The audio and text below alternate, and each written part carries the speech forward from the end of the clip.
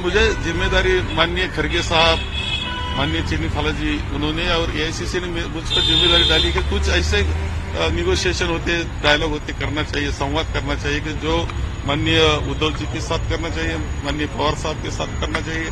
तो ऐसे सारे मुद्दे होते हैं कि हमारे म्यूचुअल अंडरस्टैंडिंग से कुछ चेंजेस हो सकते हैं, तो वो करने के बारे में है।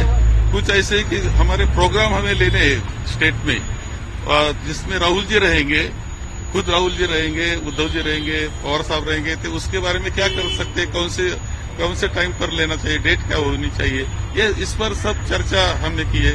हमें जो कुछ और भी गारंटीज देना है, जाहिरनामा हमने निकलना है, इसके बारे में भी मैंने चर्चा की है।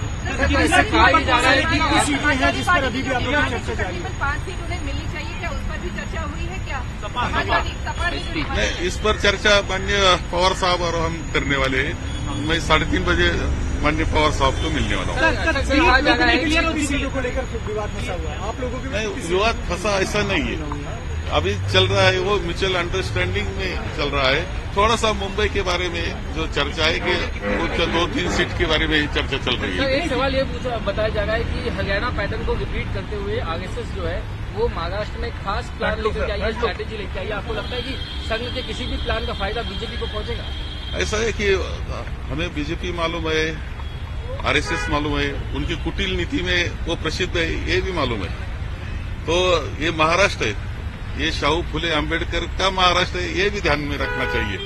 किसी भी ऐसी कृति वो जो करेंगे उसको हम फंसेंगे नहीं, हमारी जनता फंसेगी नहीं, महाविकास आघाड़ी के साथ में रहेगी। अब तक कितनी सीटें क्लियर हो चुकी है उस बारे में थोड़ा सा क्लैरिटी दे दीजिए। 288 में नहीं, ऐसा है कि अभी म्यूचुअल अंडरस्टैंडिंग चल रही है। कुछ मुंबई के बारे में थोड़ी सी चर्चा हम तो कर रहे हैं, उसमें भी फिर एक बार बैठना पड़ेगा हमें, और उसमें भी कुछ न कुछ हल निकालेगा।